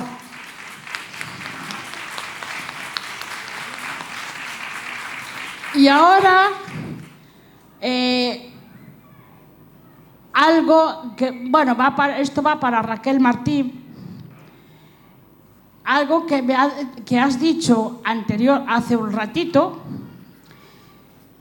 que la UNRWA está considerada como Israel como entidad terrorista. Es alucinante. Eso, si no tengo entendido mal, sois una entidad, una organización que depende directamente de la ONU. ¿Qué pasa? ¿Israel está declarando terrorista a la ONU? Gracias.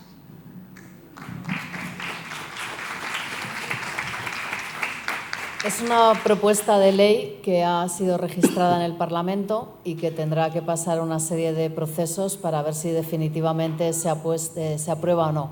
Pero evidentemente tiene toda la razón. UNRWA es parte de Naciones Unidas, es una agencia de Naciones Unidas y declarar a UNRWA terrorista es declarar a Naciones Unidas una entidad terrorista. También señalar que hace 2 días el secretario general de Naciones Unidas comunicó a Israel que Israel pasa a formar parte de la lista de países que violan los derechos de la infancia, junto a organizaciones como ISIS, Boko Haram y otros organismos terroristas. Y en respuesta a Netanyahu, lo que le ha dicho a Naciones Unidas es que evidentemente se está posicionando al lado de Hamás y que esto que acaba de decir es una línea roja. Y habría que recordarle también al señor Netanyahu que Israel es un país que ha sido legítimamente reconocido por Naciones Unidas y que es gracias a Naciones Unidas por lo que Israel es un país, con lo cual, si él está señalando a Naciones Unidas como una organización terrorista o como aliados de Hamás, está desprestigiando también la creación de su país. Sí, yo un par de cuestiones. Somos varios los ministros que hemos pedido las mismas cosas. Quiero decir, otra cosa es, evidentemente, la composición del Consejo de Ministros y demás. Y señalar y reforzar una idea. No se han aprobado contratos de armas con Israel en este Consejo de Ministros. No se han aprobado. No se han aprobado ningún contrato de venta de armas a Israel desde que se ha renovado, desde que hay un nuevo Consejo de Ministros. Yo lo dejo ahí. Y esto es importante que quede claro. Ninguno.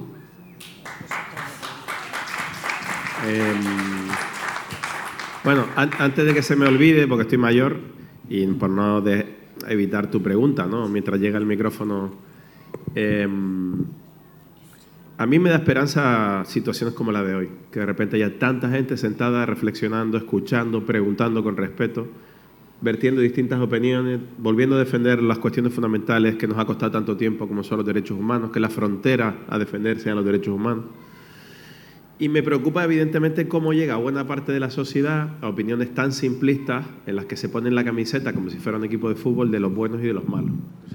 Yo como periodista asumo, y soy muy autocrítico, que buena parte de la sociedad nos ha dejado de creer por la mala praxis periodística de los directivos de los medios de comunicación, de los intereses de los medios de comunicación privados. O cuando no, los políticos de toda condición han metido la zarpa a los medios públicos para influir en los medios públicos a favor o en contra de su ideología. Entonces, o tenemos una reflexión madura de si queremos medios de comunicación y periodistas mejores pagados, que es una profesión precarizada, con compañeros freelance que se juegan la vida por una miseria, etcétera, etcétera. Dejamos de montar chiringuitos subvencionados desde comunidades autónomas para que nos favorezcan a nuestras opiniones públicas o a nuestro electorado. Dejamos de montar bulos como los que estamos viendo hoy en día. Entonces, como reflexión, como una hormiguita, un reportero, yo no hago política, me dedico a informar de situaciones de vulneración de derechos humanos en España y en otras partes del mundo. Sí me preocupa que seamos una sociedad que beba de prejuicios simples, de gatillo fácil, de fast food ideológico. Somos mucho más inteligentes, estamos aquí porque pensamos, porque tenemos interés, porque queremos saber. Entonces yo creo que hay que elegir ser parte de la sociedad que quiere saber.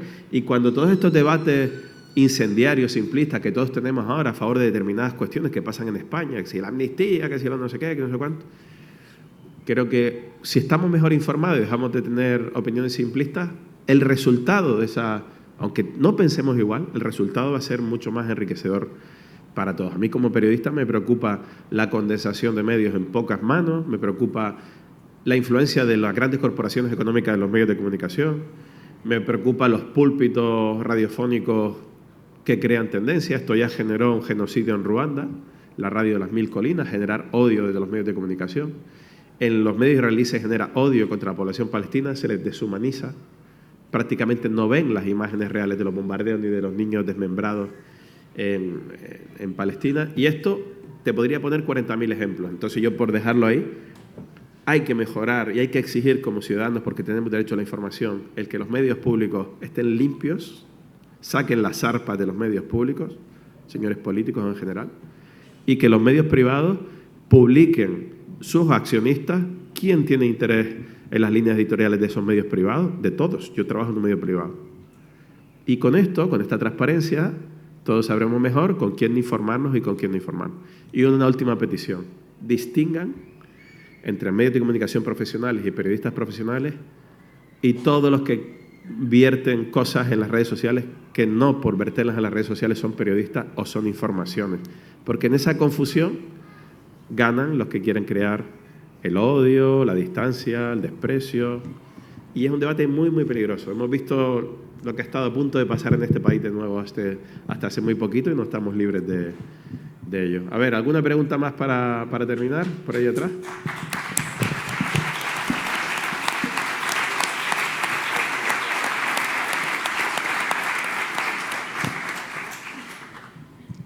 Señora ministra, yo estoy muy interesada en que usted se manifieste claramente si es suficiente con que el reconocimiento tardío y acomodado este último tiempo del reconocimiento español por parte del reconocimiento de Palestina por el Estado español tiene fronteras, reconoce un espacio aéreo y esa gente tiene derecho a voto, o simplemente es una postura electoral. Y otra pregunta que me gustaría que también fuera clara en la manifestación: ¿es Israel un Estado amigo? Un Estado amigo. Le está haciendo preguntas a ministra Exteriores, pero hay que mojarse. Yo vuelvo a decir lo mismo que llevo diciendo todo este tiempo atrás. Nosotras hemos sido muy claras desde Sumar en la posición que hemos tenido. Yo formo parte de una organización política que es Izquierda Unida, y en mi organización política, históricamente, hemos tenido una posición nítida con respecto a la causa del pueblo palestino. Nítida e histórica. Formamos parte de un gobierno y yo creo, honestamente, que estamos consiguiendo avances que son notables y que nos posicionan de una manera digna como país con respecto a otros países. Y el reconocimiento del Estado palestino yo creo que es un motivo de orgullo, porque nos posiciona con respecto al resto de la comunidad internacional en una posición de avance. en una posición que reconoce al pueblo palestino, que reconoce el derecho internacional, que reconoce los derechos humanos, que reconoce la soberanía, que reconoce la autodeterminación del pueblo palestino. Por lo tanto, que reconoce a Palestina, y yo creo que esto es absolutamente importante. Desgraciadamente no es suficiente para detener el genocidio, desgraciadamente, pero es importante que un país como España se posicione ahí. Es importante porque va generando un proceso de agregación con otros países europeos. Es importante ir sumando para cambiar la posición de la comunidad internacional. Es importante, es muy importante. Y esto tiene mucho que ver con la presencia de determinadas fuerzas políticas en el Gobierno de España. Y lo digo claramente. Y lo digo claramente.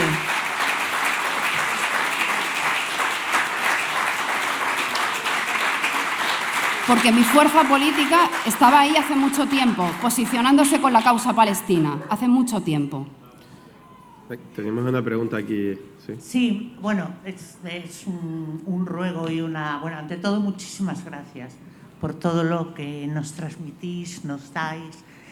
Y yo quisiera preguntaros, porque como estamos en esta cosa del día de reflexión, pues quería deciros...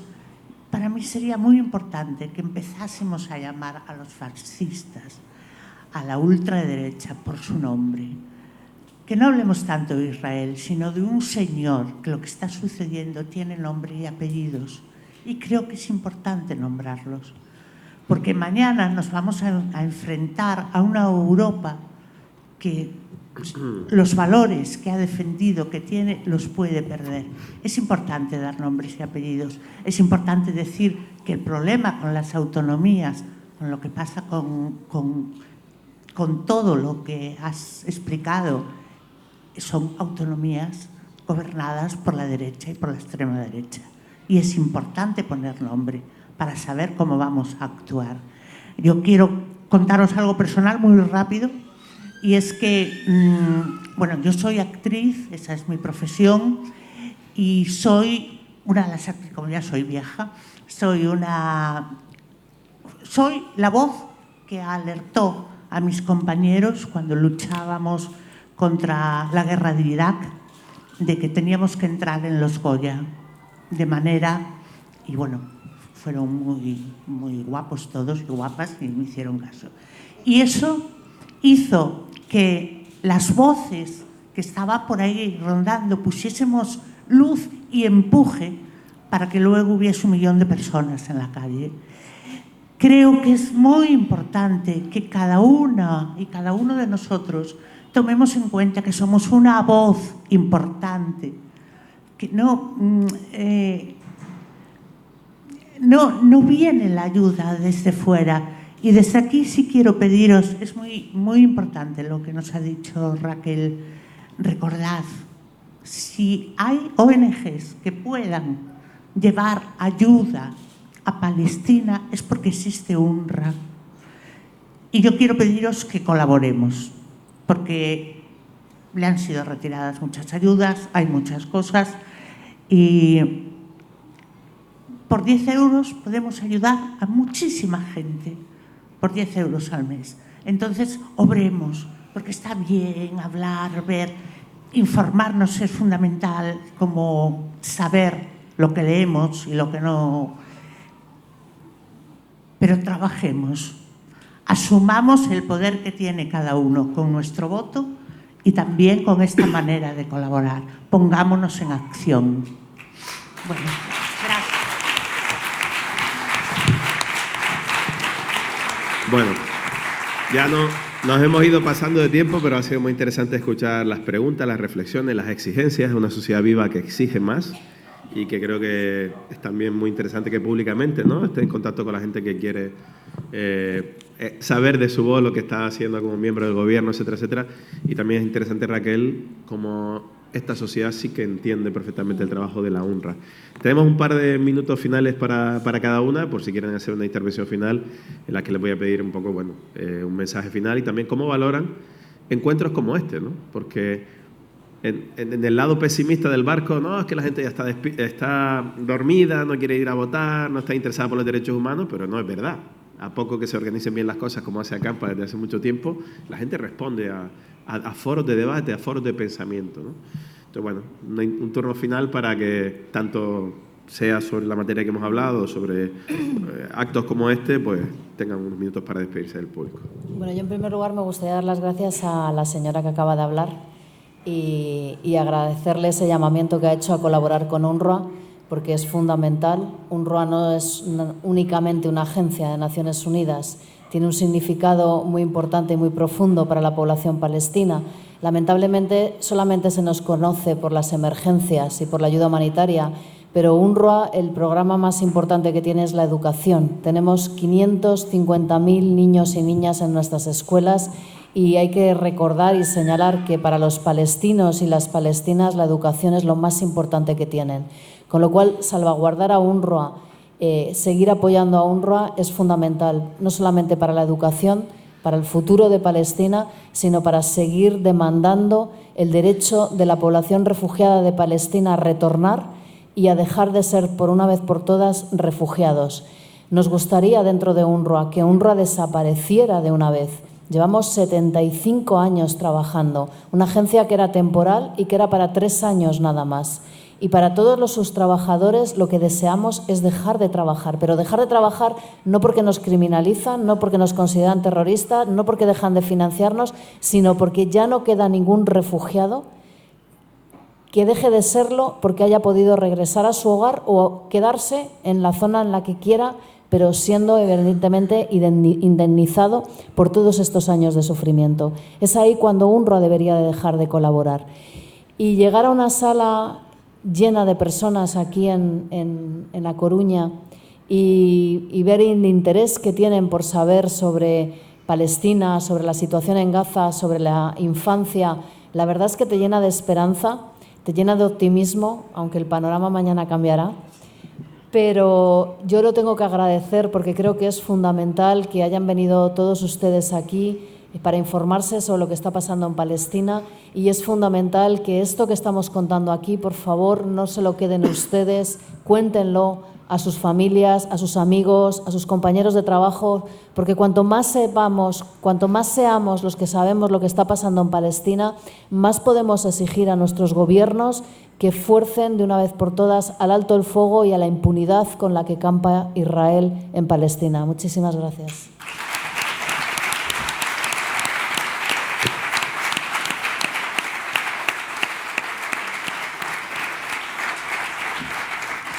Sí, yo quiero mostrar mi agradecimiento por este encuentro y mi agradecimiento por las reflexiones, las aportaciones, el debate, la pasión, la emoción que he sentido y que, bueno, pues que habéis aportado las personas que habéis intervenido. Yo creo que una de las tareas más importantes que tenemos ahora mismo las sociedades actuales tiene que ver con una cuestión que ha planteado la compañera que ha hecho la última intervención, ¿no?, en torno al avance y al auge de la extrema derecha, porque de alguna manera viene a imponer un modelo social que es radicalmente tengo la sensación, radicalmente distinto al que pensamos que tiene que existir en este momento las personas que estamos aquí. Y esto nos interpela a muchos niveles, desde la vida cotidiana hasta cuestiones de alta política, política internacional, a todos los niveles. Y creo que la única manera de tener opciones que pujen por la vida y que pujen por los derechos humanos en términos generales, en los gobiernos sociales, etcétera, es tener pueblos, sociedades organizadas, activas, exigentes, reivindicativas, que vengan a espacios como estos a pedir, a empujar, a espolearnos a quienes estamos en determinadas responsabilidades para que vayamos más allá, para que hagamos más. Y yo estoy agradecida, de verdad estoy agradecida, porque yo creo que va de eso. Yo creo que va de eso, estar en el gobierno de un país, de escuchar a la gente y de que nos deis caña también y que la gente sea exigente y haya espacios como estos, que rompen los cercos de la soledad, que también es una cosa terrorífica que nos imponen los relatos de la extrema derecha, que permiten construir en común y pensar en común, que generan demandas concretas que van a quienes estamos en algunas tareas circunstancialmente de gobierno, que nos ayudan a continuar y que hacen que miremos a quienes están a nuestro lado para seguir empujando hacia adelante. Así que muy agradecida, espero que sigamos teniendo encuentros de este tipo, espero que me sigáis invitando y bueno, tomo nota de todo lo que habéis planteado porque me ayuda también muchísimo a continuar. Muchísimas gracias.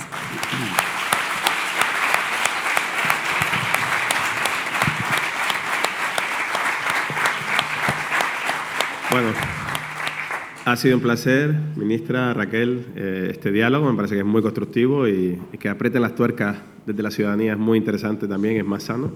A continuación les van a explicar un poco el programa que viene, algunos de los actos todavía que quedan por delante de Acampa y nada, que salud y democracia.